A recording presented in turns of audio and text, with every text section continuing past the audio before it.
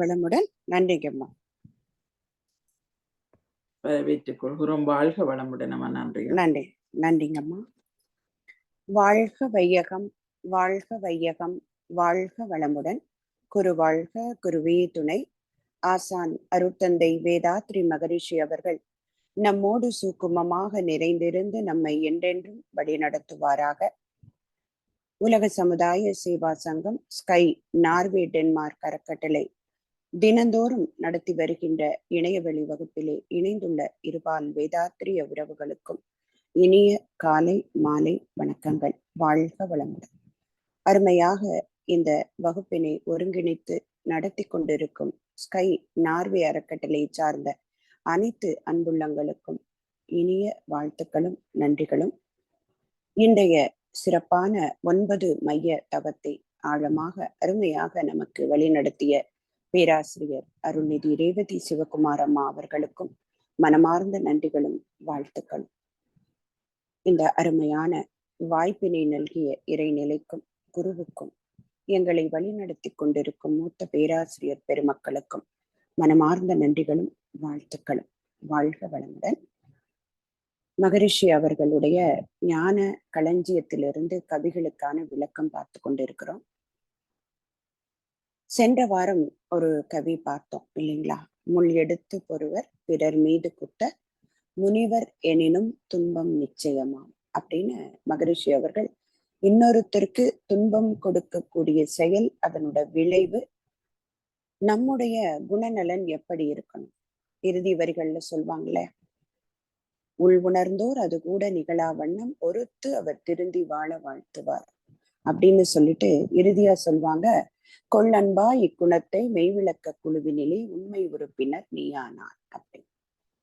அந்த மனவளக்கலை மன்றத்துல உறுப்பினர்களாக இருக்கக்கூடிய ஒவ்வொருவருக்கும் இருக்க வேண்டிய அத்தியாவசிய இயல்பு அப்படிங்கிறத பத்தி குறிப்பிடும்போது, தனக்கு நல்லதான, அடுத்தது குடும்பத்திற்கு, அடுத்தது சமுதாயத்திற்கு. இப்போ சமுதாயத்திற்கும் நமக்குமான அந்த இணக்கம் இல்லையா? எந்த ஒரு தனி மனுஷனும் நான் மட்டும் என்னுடைய இருக்கிறத கொண்டு வாழ்ந்துருவேன்னு சொல்ல முடியாது. பிறருடைய உதவி இல்லாம வாழ முடியாது. சமுதாயத்தினுடைய தேவை இருக்கு. அப்ப அப்படிப்பட்ட சமுதாயத்திற்கு ஒரு மனிதனுடைய கடமை எப்படி இருக்கணும், திருப்பி செய்யணும்.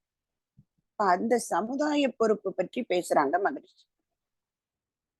இந்த துரியாதீத தவ பாடல்ல ஒரு வரியில குறிப்பிடுவாங்க, கரைந்து போம் தன்முனைப்பு காணும் தெய்வம். இந்த பாடல், இந்த வரிக்கான ஒரு விளக்கம் தான் இன்றைய பாடல்னு கூட சொல்லலாம். நம்ம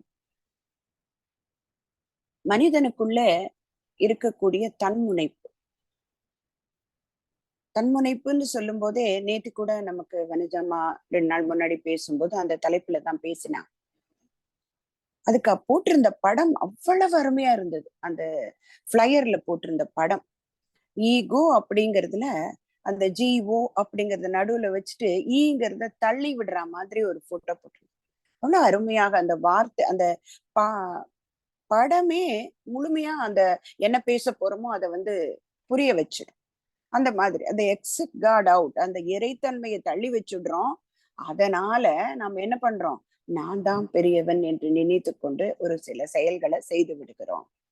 அந்த அகந்தை எந்த அளவுக்கு ஒரு மனிதனை உயர்ந்தவனாக இருந்தாலும் அவனுக்கு உயர்வை கொடுக்காது. அப்படிங்கிறத மகாபாரதத்துல ஒரு சின்ன நிகழ்ச்சி நடக்குது. அர்ஜுனனுடைய நண்பர் காண்டீபன், கண்ணனுடைய நண்பர், அவருக்கு இன்னொரு பேர் காண்டீபன்னு சொல்லுவாங்க. அவரு மைத்துனர், அந்த மாதிரி எல்லாம் ஒரு நமக்கு அந்த புராணம் சொல்லுகிறது. அவருக்குள்ள ஒரு எண்ணம், கிருஷ்ணனே எனக்கு ஃப்ரெண்டு, சோ நான் எவ்வளவு உயர்ந்தவன் அப்படிங்கிற மாதிரி ஒரு அகந்தையோடு இருக்கார். என்ன வேணும், என்ன செய்யணும்னாலும் கிருஷ்ணர் என்னை தான் கேட்பாரு, நான் அந்த அளவுக்கு அவருடைய ரொம்ப ரொம்ப நெருங்கியனவன் அப்படிங்கிற மாதிரி அந்த எண்ணத்திலேயே ஒரு அகந்தையிலேயே இருக்கார் அவர். கிருஷ்ணருக்கு உணர்ந்துருவார் இல்லையா, அவருக்கு இறை உணர்ந்து விடுகிறது. இந்த மனிதனுக்குள்ளே தான் என்கின்ற அகங்காரம் இருக்கிறது. இப்ப இந்த அகங்காரத்தை வெளிப்படுத்த, அதாவது அதை அழிக்க ஒரு நிகழ்வு நடக்கிறது.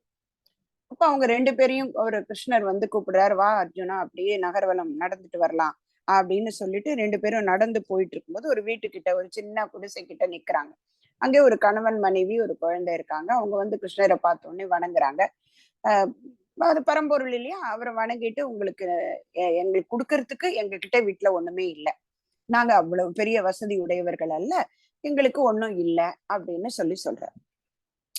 உடனே கிருஷ்ணர் சொல்றாரு, இல்ல இல்ல, உங்ககிட்ட விலை உயர்ந்த ஒரு பொருள் இருக்கு, அதை நீங்க நினைச்சா தாராளமா கொடுக்கலாம், தாராளமா என்னன்னு கேளுங்க, நாங்க கொடுத்துடுறோம். உங்களோட பையன் இருக்கானே, அவன் தானே உங்களுக்கு விலை உயர்ந்தவன், அவனை நீங்க எங்கிட்ட கொடுத்துடணும். அடுத்த கணம் யோசிக்கல இந்த கணவன் மனைவியும், கிருஷ்ணா இந்தா உனக்கு என்னுடைய குழந்தைய தாரை வார்த்து கொடுக்கின்றேன் அப்படின்னு சொன்னோம். இது கொஞ்சம் கொடூரமா இருக்கிற மாதிரி இருக்கும், ஆனா இது உணர்த்தக்கூடிய செய்தியை மட்டும் நம்ம எடுத்துக்கலாம். உடனே கிருஷ்ணர் என்ன சொல்றாரு, இப்படி எல்லாம் கொடுத்தா பத்தாது, அவனை 2ஆ வெட்டி கொடுக்கணும் நீங்க எனக்கு. எப்படி? தாயும் தந்தையும் சேர்ந்து அந்த குழந்தைய நடுவுல 2ஆ வெட்டணும், வெட்டிட்டு எனக்கு கொடுக்கணும். ஆனா இதுல ஒரு கண்டிஷன் என்னன்னா, நீங்க ஒரு கண்ணீர் கூட விடக்கூடாது, அந்த வெட்டும் போது கண்ணீர் விடாம நீங்க கொடுக்கணும். அவங்களுக்கு இறை பக்தி அவ்வளவு அதிகம். உடனே ஓகேன்னு சொல்லிடுறாங்க. இது நம்ம கற்பனை எல்லாம் பண்ண வேண்டாம், இது கதை, அது அதுல இருந்து ஒண்ணு மட்டும் எடுத்துக்கலாம் நம்ம.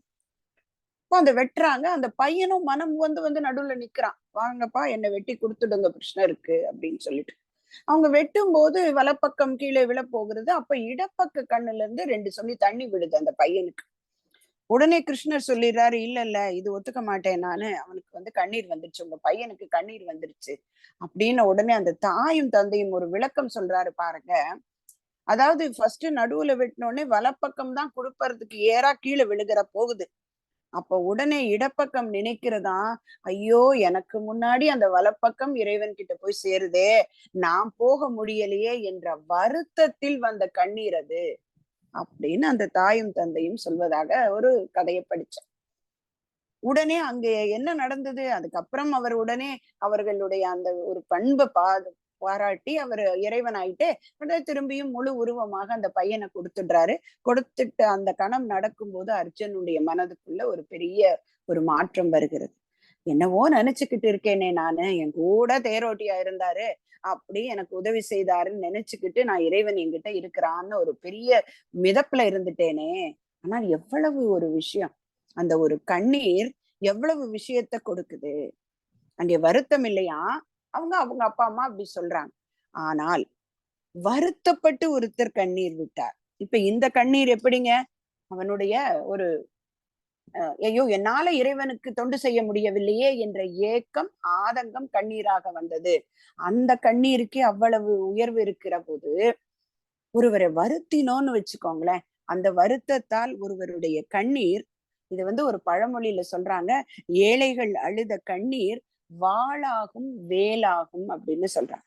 எப்படி ஒரு வாளும் வேலும் இன்னொருத்தரை குத்தும் போது எவ்வளவு வேதனையை உருவாக்குமோ, அதே போல ஒரு நபருக்கு அகந்தை உடையவன் இல்ல பொருள் உடையவன், நானே பெரியவன் என்று நினைத்து கொண்டு அந்த வலியவனை வதைக்கும் பொழுது இல்ல வருத்தப்படுத்தும் போது அந்த கண்ணீர் வீண் போகாதான். அது வாள் போல வேல் போல யார் அதனை ஏற்படுத்தினார்களோ அவர்களை தாக்கும் அப்படிங்கிறத ஒரு பழமொழியாகவே அன்றைய காலத்துல குறிப்பிட்டு இருக்காங்க. அப்போ இங்க எது தொலைந்து போனது? இப்ப இந்த விஷயத்தை பத்தி மகரிஷி குறிப்பிடுற பாடலை பற்றி பார்க்கும்போது, மனிதனுக்குள்ளே இருக்கக்கூடிய இயல்பு தொலைஞ்சு போகும்போதுதான் இந்த தன்மைகள்லாம் வருகிறது. இது போல அடுத்தவரை வருத்தக்கூடிய தன்மைகள் வருகிறது. அப்ப அந்த இயல்பு இல்லையா? தொலைஞ்சு போச்சுன்னு சொல்றோமே, அப்படின்னா என்ன அர்த்தம்? தொலைஞ்சு போச்சுன்னு சொன்னாலே ஒண்ணு இருந்தது, அது தொலைஞ்சு போச்சு. இல்லவே இல்லைன்னு சொல்லல எந்த இடத்திலும் யாரும். மனிதனுக்குள்ளே இறைவனுடைய பண்பு இருந்தது, ஆனால் அது தொலைந்து போயிடுச்சு. அது எப்ப இருக்குது, எப்ப தொலையுது? இப்போ ஒரு சின்ன நிகழ்வு நம்ம படிச்சிருப்போம் எல்லாருமே. ஒரு குழந்தைகளுக்கான ஓட்டப்பந்தயம் நடக்குது, எல்லா குழந்தைகளும் தட்டு தடுமாறி ஓடிக்கிட்டு இருக்காங்க. அப்படி ஓடிக்கிட்டு இருக்கும்போது அந்த லேன்ல பாத்தீங்கன்னா ஒரு குழந்தை கீழே விழுந்துடுது. கால் தடுமாறி கீழே விழுந்த அடுத்த கணம் என்ன நடந்தது? அத்தனை குழந்தைகளும் அந்த கீழே விழுந்த குழந்தைகிட்ட வருது, அதை தூக்கி விட்டுட்டு இப்ப என்னாச்சுங்க, எல்லாரும் ஒரே லைனுக்கு வந்துட்டாங்க. இவ்வளவு நேரம் ஓடிக்கொண்டிருக்கும் போதும் முன்ன பின்ன இருந்தாங்க, இந்த ஃபர்ஸ்ட் செகண்ட் தேர்ட் ஃபோர்த்துங்கிற மாதிரி இருந்தவங்க, அந்த குழந்தை கீழே விழுந்த உடனே அந்த குழந்தை கையை பிடிச்சு தூக்கிட்டு தன்னுடைய சக நண்பனோட எல்லாம் கை கோர்த்து ஒன்னா ஒரு லைனை கிராஸ் பண்றாங்க, வின்னிங் லைனை. இப்ப இங்க யார் ஜெயிச்சதுங்க? யார் ஜெயிச்சது? அந்த குழந்தைகளுக்குள்ளே இருந்த மனிதம் ஜெயித்தது இல்லையா?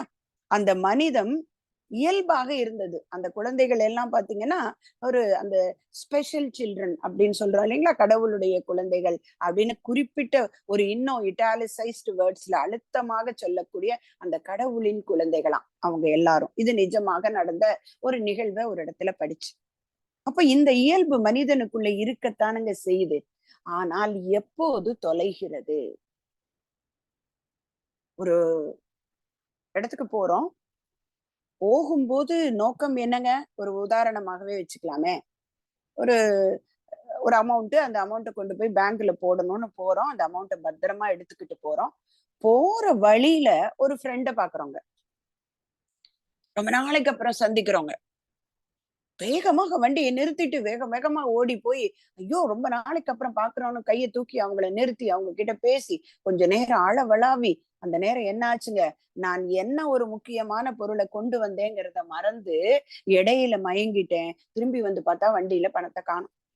இதெல்லாம் நடக்கிற விஷயம் தான். இப்போ இதே போலதான் அந்த இறைவன் நமக்கு ஒரு பயணத்தை கொடுத்து அனுப்பும்போது உள்ளுக்குள்ளே அன்பு, இரக்கம், தொண்டு, தவம், ஈகை, இன்சொல் என்கின்ற அனைத்து ஆன்மீக நெறிக்குடைய குணங்களையும் உள்ளே இருப்பாக வச்சுதான் அனுப்பியிருக்காரு.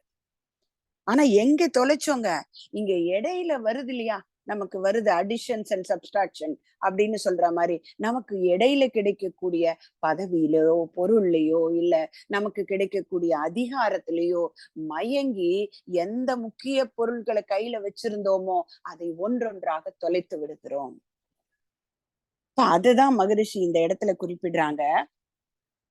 பிறர் செயலில் வாழ்க்கையினில் குறுக்கிட்டே தன் பெருமையினை தன்முனைப்பை வளர்க்க வேண்டாம். அந்த தன்முனைப்பு வந்துருச்சு. என்ன காரணம்? இறை உணர்வை தள்ளி வச்சுட்டோம். அதனால தன்முனைப்பு வந்து விட்டது. அந்த தன்முனைப்பு என்னெல்லாம் செய்ய வைக்குது? தன்னை கெடுத்தது மட்டுமல்லாம பிறருடைய வாழ்க்கையிலும் ஈடுபட வைத்து அவர்களுடைய வாழ்க்கையிலும் கஷ்டத்தை கொடுக்கிறது. பிறர் செயலில் வாழ்க்கையினில் குறுக்கிட்டே தன் பெருமையினை தன்முனைப்பை வளர்க்க வேண்டாம். பிறர் உள்ளம் வருந்தச் செய்து உலகில் வாழும் பேதை மனம் பெற்றவர்க்கு அமைதி கிட்டாது.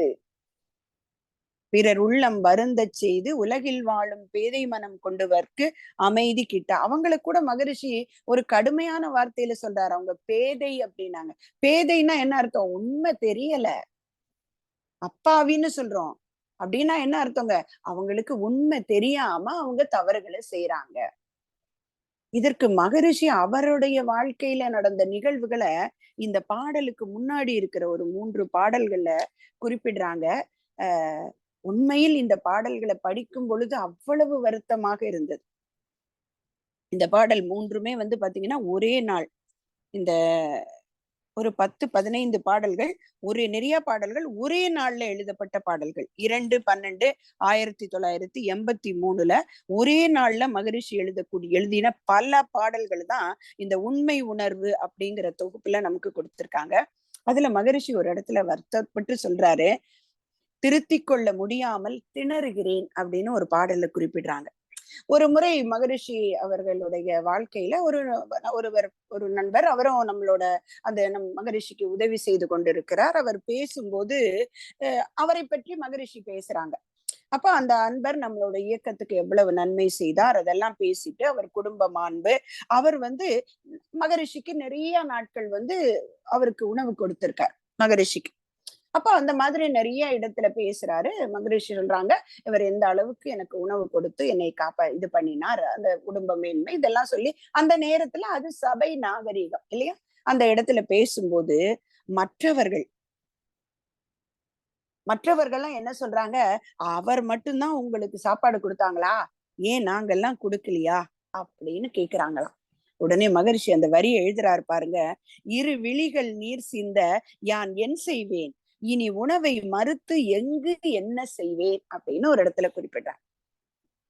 அதாவது கொடுத்தத அவர் சொல்லல, ஆனா மகரிஷி அவருடைய உயர் பண்பாக சொல்லி அவரை பற்றின ஒரு உயர்வாக தான் குறிப்பிடுறாங்க. அப்போ அந்த மனிதருக்குள்ளே இருக்கக்கூடிய தன்முனைப்பு எப்படி இருக்குங்க?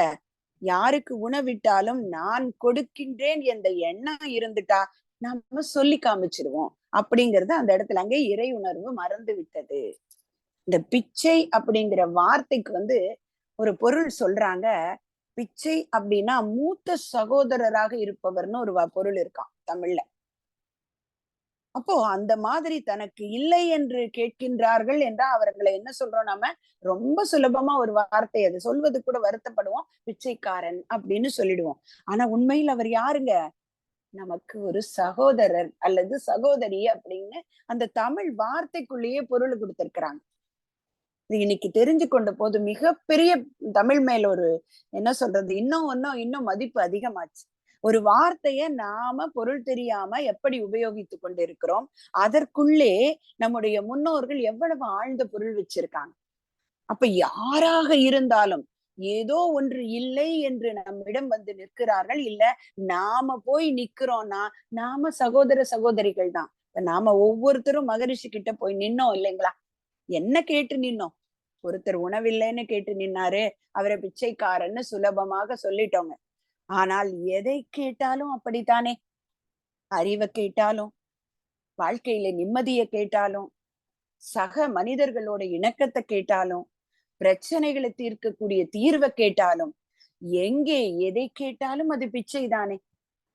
அப்ப இறைவனிடம் போய் கேட்கிறோம், சங்கல்பம் சொல்லுகிறோம், எல்லாமே என்னவாக நினைத்துக் கொள்கிறோம்? எனக்கு ஒரு சகோதரர், என் சக உதிரத்துல இருக்கிற யாரோ ஒருத்தர் தான் எனக்கு உதவி செய்ய முடியும். அந்த இறைநிலை கிட்ட போடக்கூடிய அந்த பெரிய சங்கல்பத்தை கூட யாரு நிறைவேற்ற முடியும்? அருட்பேராற்றல் கருணையினால் உடல் நலம் தொடங்கி கேக்குறோம். அந்த உடல் நலம் முதல்ல நல்லா இருக்கணும்னா நான் பிச்சை கேட்டாகணும். யார்கிட்ட? எனக்கு உணவு எங்க அப்பா அம்மா கொடுத்தாங்க, அதுக்கப்புறம் என்னோட வாழ்க்கை துணை, நான் அதுக்கு தேவையான உணவை தயாரிப்பவர்கள், இத்தனை பேர்கிட்டையும் நாம கேட்டுதான் வாங்கி சாப்பிடுறோம். அதை தாண்டி இந்த உடலை ஆரோக்கியமா வச்சுக்கணும். லேசா ஒரு ஒரு மாற்று நடந்தது, ஒரு நோய்வாய்ப்பட்டேன் அப்படின்னா அங்க இருக்கக்கூடிய மருத்துவரிடம் போய் நிக்கிறோம். ஐயா, உங்களுடைய அறிவை கொண்டு என்னுடைய இந்த பாதிப்பை நீக்கிறதுக்கு என்ன கொடுக்கணுமோ கொடுங்க. அங்கே கொடுக்கிறார். நாம என்ன நினைச்சுப்போங்க, நான் பணம் கொடுத்துட்டேன். அந்த பணம் கொடுத்தது எதற்கு? அந்த மருந்தை தயாரிப்பதற்கான செலவு மட்டும்தான். அந்த மருந்துக்குள்ள இருக்கக்கூடிய கெமிக்கல்ஸை யோசிச்சு இது இவருடைய நோய் தீர்க்கும் அப்படின்னு மருத்துவர் எழுதினாரே, அந்த அறிவுக்கு நாம பணம் கொடுக்க முடியுமா? முடியாது இல்லையா? அந்த மாதிரி இருக்கும்போது ஒரு வேளை உணவை மட்டும் கொடுத்துட்டு ரொம்ப சுலபமாக நான் அவங்களுக்கு சாப்பாடு கொடுத்தேன் என்று சொல்வது எவ்வளவு சிறுமை. அப்ப அந்த மாதிரி ஒருத்தருக்கு கொடுக்கக்கூடிய நிலைமையில நாம இருந்து கொடுக்கும்போது அதாவது கொடுப்பது எவ்வளவு சிறப்போ, கொடுக்காமல் இருக்கும்போது அவர்கள் வருந்தக்கூடிய கண்ணீர் நமக்கு வருத்தம். இஸ்லாம்ல ஒரு வார்த்தை வருகிறதுங்க, அடுத்தவன் பசியோடு இருக்கும்போது நீ உனக்கு தேவையான உணவை தாண்டி சாப்பிடக்கூடிய ஒரு கவள உணவு கூட பாவமா, அது அடுத்தவனுடைய உணவு அப்படிங்கிறார். உன் பக்கத்து வீட்டில் இருப்பவன் பசியோடு இருக்கும்போது நீ உண்பது பாவம் அப்படிங்கிறார். எப்ப பாவம்? உனக்கு தேவையான அளவை தாண்டி 3 இட்லி சாப்பிட்டா எனக்கு நிரம்பிடுது, நான் 4வது இட்லி சாப்பிட்டேன்னா அந்த 4வது இட்லி இன்னொருவருக்கு உடையது அப்படின்னு சொல்றாங்க. அப்ப இதுதானே சமுதாயத்தின் மேல் இருக்கக்கூடிய ஒரு நட்பு உறவு. மகரிஷி சொல்லக்கூடிய யோகத்துல ஒன்று என்னது? நமக்கும் சமுதாயத்திற்குமான இணக்கம். அப்போ அந்த மாதிரி அந்த தன்முனைப்போட ஒருத்தர் கொடுக்கக்கூடிய உணவை சாப்பிடுறவங்களோட மனசு எவ்வளவு வேதனைப்படும் அப்படிங்கிறத மகரிஷி இன்னொரு இடத்துல குறிப்பிடுறாங்க. தன்னை வைத்தே குறிப்பிடுறாங்க. ஊர் ஊராய் சென்று அருட்தொண்டு ஆற்றி உள்ளம் உடல் ஆற்றல்களை பயன் செய்கின்றேன். யார் உள்ளம் உவந்து உணவளித்த போதும் யான் உண்டே உடல் கடனை முடிக்க வேண்டும் இல்லையா? யாராவது ஒருத்தர் சாப்பாடு கொடுக்கறாங்க, கொடுத்து நான் உண்டுதான் என்ற உடலுக்கு தேவையான கடமையை நான் செய்தாக வேண்டும். நேர்முறையில் சுடு சொல்லால் இழித்து கூறி நிந்தித்தால் உணவருத்தும் நேரமெல்லாம் வராதோ இந்நினைவு, பழமே தின்று வாழ்வதற்கும் வயது ஒப்புக்கொள்வதில்லை. எவ்வளவு ஒரு வேதனை இருந்தா இந்த வரிகள் எழுதியிருப்பாங்க மகரிஷி. அடுத்த பாடல்ல சொல்றாங்க, பழங்களையே உணவாக கொண்டு வாழுகிறது ஒரு நல்ல இயற்கை முறைதான். ஆனால் முதுமையில் அந்த உடல் ஒத்துக்கொள்ளாது, வலுவிழந்து குச்சி போல் ஆகும். உணவை மாற்றம் செய்து உடல் கெடுத்து உலகுக்கு உழைப்பதை நான் நிறுத்த மாட்டேன். உணவை உள்ளம் மகிழ்ந்து அன்பு ஊற்றால் உருக்கமுடன் அழிப்பதையும் தடுக்க மாட்டேன் அப்படின்னு சொல்றாங்க இன்னொரு பாடல்ல. அப்போ நம்மிடம் இருக்கிறத கொடுக்கிறோங்கிற எண்ணத்தை விட இதை நிரவுகிறோம்னு சொல்லாமா? அது சரியான வார்த்தை. இந்த உலகத்தில் இருக்கக்கூடிய எல்லாம் எல்லாருக்கும் பொதுவானது இல்லைங்களா? அந்த உணவு மகரிஷி சொல்லுவாங்களே, உலகில் இருக்கக்கூடிய சூரியன் ஒன்றே, சந்திரன் ஒன்றே, இந்த பூமி ஒன்றே, அது எல்லாரையும் அகழ்வாரை தாங்கும் நிலம் போல.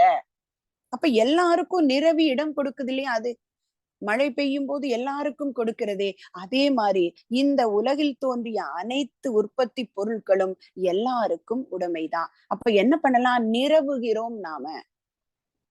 இப்போ ஒரு இடத்துல தோன்றாங்க, உடனே நம்ம என்ன பண்றோங்க, வாசல்ல ஒருத்தர் தோண்டும் போது என்ன சொல்லுவோம்? ஐயோ மேடு பள்ளமா இருக்குங்க, யாராவது பள்ளத்துல விழுந்துடுவாங்க, சீக்கிரமாக மண்ணை போட்டு நிரப்பி விடுங்கள், நிரவிடுங்க, அப்பதான் நடக்க முடியும். இத சொல்லியிருக்கோமா இல்லைங்களா?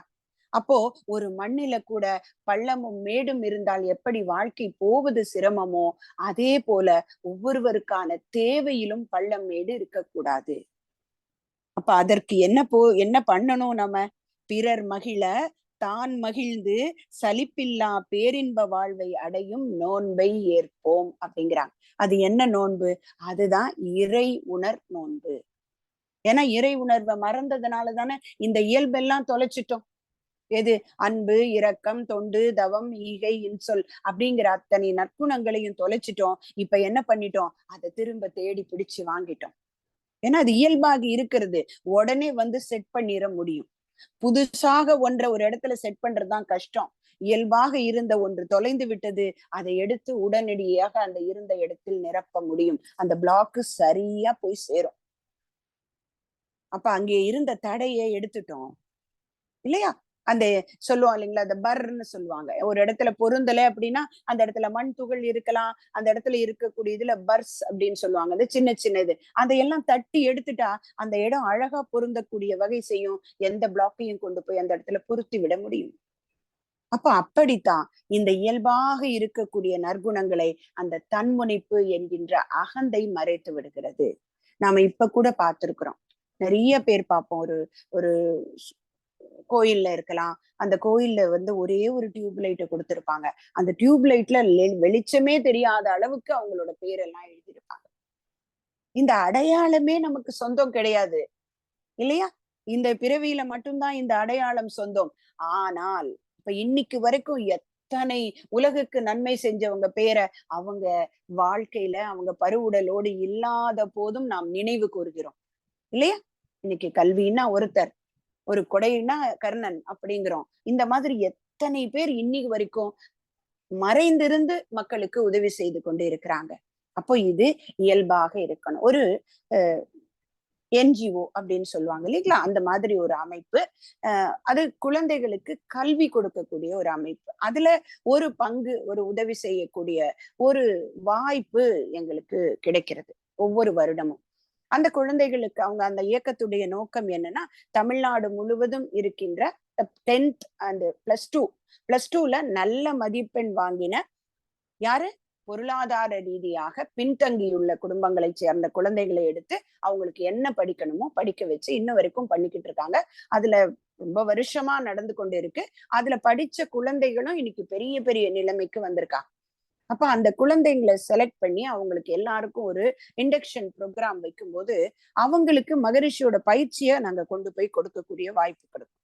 அப்ப அந்த மாதிரி கொண்டு போய் கொடுக்கும்போது அவர்களிடம் இருந்து வெளிப்படக்கூடிய ஒரு உணர்வு என்னவாக இருக்கும் தெரியுமா? இத்தனை படிச்சிருப்பாங்க, அத்தனையும் தாண்டி சமுதாயத்தின் மேல் லேசான ஒரு கோபம் இருக்கும் அவங்களுக்கு. என்ன கோபம்னா, எனக்கு படிப்பு இருக்கு, நான் நல்லா படிச்சிருக்கேன், மார்க் வாங்குறேன், ஆனால் பொருள் இல்லாத ஒரே காரணத்தினால் என்னுடைய எதிர்காலம் மறுக்கப்படுகிறதே ஏன்? அதுக்கு இந்த சமுதாயம் காரணமா? அப்படின்னு அவங்க வருத்தப்படுவாங்க. அவங்களுக்கு முதல்ல கொடுக்கக்கூடிய தலைப்பு பாத்தீங்கன்னா சினம் தவிர்த்தல் தான். அப்ப அந்த குழந்தைகளுக்கு அந்த வாய்ப்பு கிடைக்கின்ற போது அவர்கள் அதை பிடித்து கொண்டு மேலே வருகின்ற போது இன்னைக்கு வரைக்கும் அதுல இருக்கக்கூடிய ஒரு நபரும் யாரு யாருக்கு உதவி செய்கிறார்கள் என்று தெரியாது. இயன்ற உதவியை எல்லாரும் பொருளாலோ உடலாலோ செய்து கொண்டிருக்கிறார்கள். சோ அந்த காரணத்தினால் அந்த இயக்கம் இன்னி வரைக்கும் ரொம்ப ஆள் போல் தழைத்து அருகு போல் நடந்து கொண்டு இருக்கிறது. அப்ப இதுதானே மனிதனுடைய இயல்பு. பிற உயிரின் உணர்வு கூர்ந்துணர்ந்து ஒத்துதவும் பேராற்றல் கொண்ட உயிரினமே மனிதன் எனும் உயர் தோற்றம். அந்த தோற்றத்திற்கு இணங்க வாழ்வதற்கு மகரிஷி கொடுத்த நோன்பை ஏற்போம், மனிதனாக வாழ்வோம், மனிதம் மதிப்போம் என்று கூறி அருமையான வாய்ப்பை நல்கிய அன்புள்ளங்களுக்கு நன்றி பாராட்டி அமைகிறேன். நன்றி. வாழ்க வளமுடன்.